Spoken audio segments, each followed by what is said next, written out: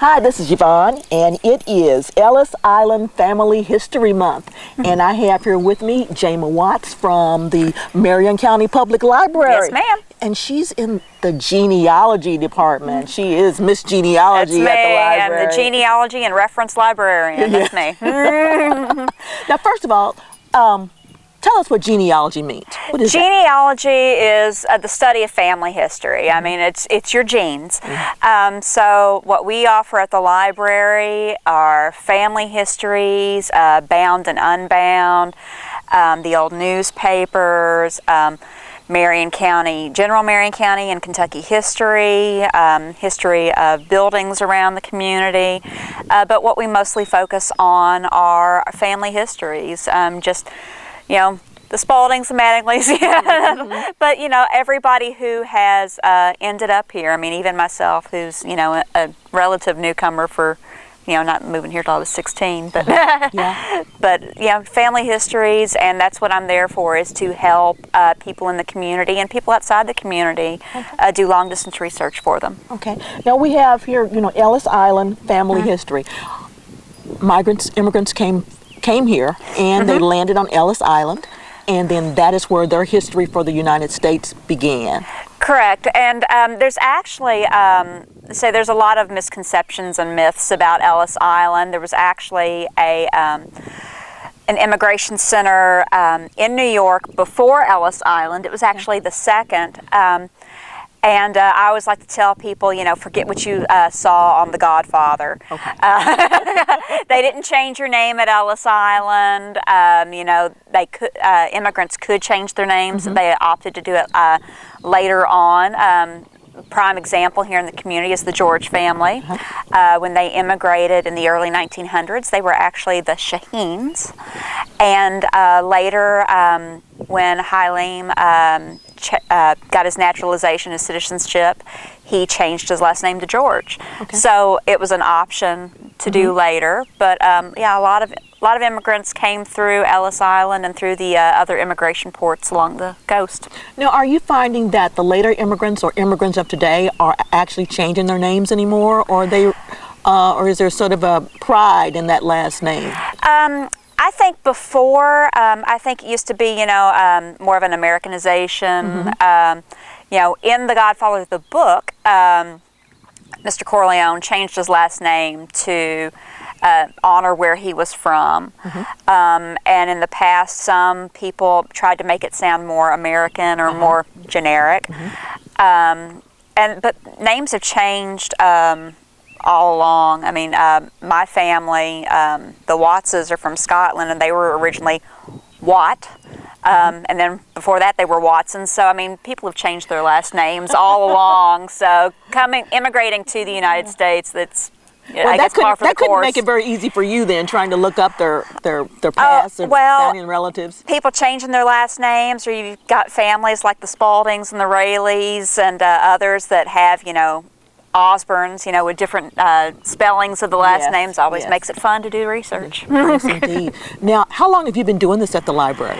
I have been at the library for 8 years now, and I took over the genealogy room about 6.5, 7 years ago. Okay. Now, there must have been some reason why you love genealogy. How'd you get into genealogy? What was that all about?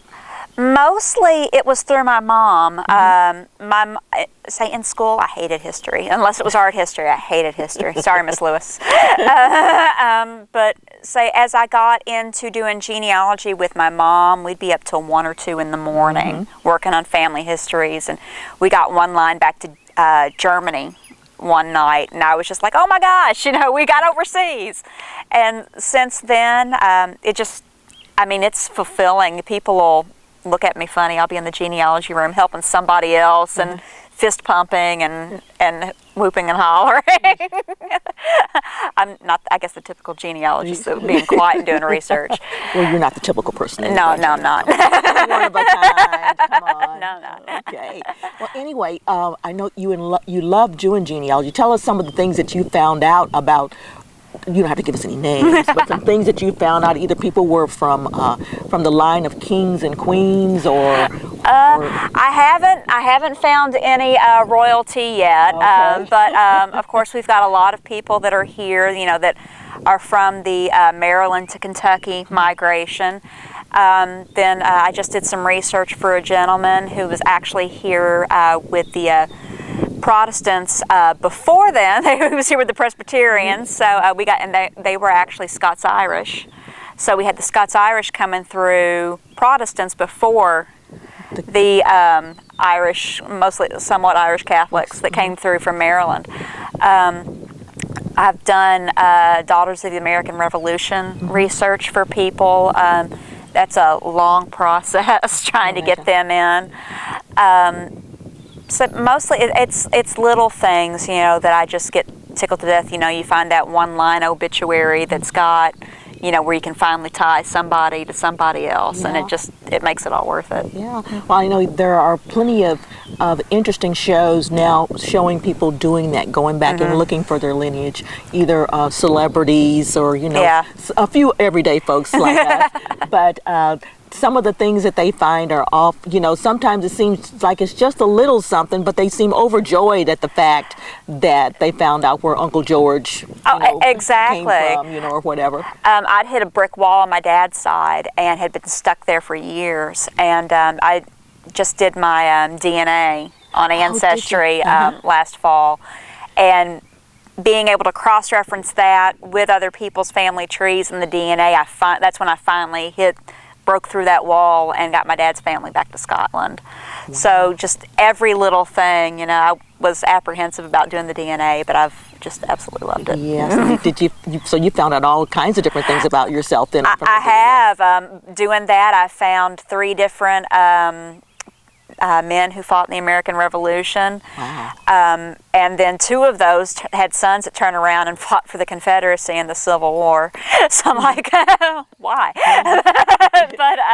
But you know, it's been fun, you know, to see, you know, father to son, and I'd like to find out, you know, more, but you know, right now it's just a matter of getting the names, and then I can go back and dig a little deeper. Okay. Well, if some of our viewers here are interested in genealogy and finding a relative, or just finding out where they came from, you know, which is very important to some people, should they contact you at the library, or how do they go about doing this, getting some help? If you're local, you can come into the library anytime that the library is open. The genealogy room is available, and of course we're at 201 East Main Street. If you're outside the area or needing help doing long distance research, you can give us a call, 270-692-4698, or you can email me. It's jama.watts@marioncopublic.org, and I am more than happy to do long distance research. We do have a small stipend of $5, you know, for helping out, and that's for research time and postage. But and you'll hopefully hear back, you know, positive news from me. Every now and then there's something I can't find, but. You know, I've also, thank you for giving us that information, but I've also heard that it's a little more difficult finding the background for African Americans. It's really difficult. We have on microfilm, and there are some that are called slave schedules. And we do actually have several books and a database of African American marriages and baptisms, but those are only for the Catholics. So the Protestants are a little bit harder to find. But yeah, just the records were not kept. But you can go through wills and settlements, and if you know the name of the family who they belong to, you can find as inventory. Through a will, you can find them. Sometimes you can find them that way because they were passed down. Because they were passed down, generation to generation, or sold off and traded. So a lot of times you can find them through those inventories and settlements. All right then. So I'm going to tell our audience and viewers here that no matter who you are, that's right, you can come in and see Jama Watts or give her a call about checking your your genealogy and finding out what the legacy was of your family, and some things you probably might not want to know, but exactly. We've all got those skeletons in our closet. we've all got that crazy uncle, don't we? Yep. But yeah, that's what I'm there for, and I absolutely love it. There's nothing I enjoy more than going in and digging them up. So to speak. So to speak. Well, Jama, thank you for being here with us today, and for all of our viewers out there who are interested in their genealogy, please go down and see her. This has been Yvonne McNary for Central Kentucky Television.